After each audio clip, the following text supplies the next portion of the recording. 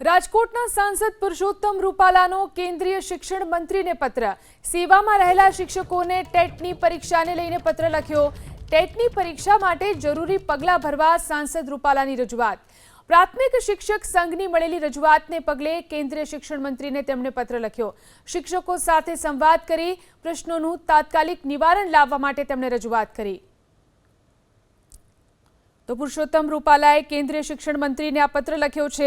સેવામાં રહેલા શિક્ષકોને ટેટની પરીક્ષાને લઈ અને તેમને આ પત્ર લખ્યો। ટેટની પરીક્ષા માટે જરૂરી પગલાં ભરવા માટે સાંસદે રજૂઆત કરી છે। સેવામાં રહેલા શિક્ષકોને ટેટની પરીક્ષાને લઈને પત્ર લખ્યો। ટેટની પરીક્ષા માટે જરૂરી પગલાં ભરવા સાંસદ રૂપાલાની રજૂઆત। પ્રાથમિક શિક્ષક સંઘની મળેલી રજૂઆતને પગલે કેન્દ્રીય શિક્ષણ મંત્રીને તેમણે પત્ર લખ્યો। શિક્ષકો સાથે સંવાદ કરી પ્રશ્નોનું તાત્કાલિક નિવારણ લાવવા માટે તેમણે રજૂઆત કરી।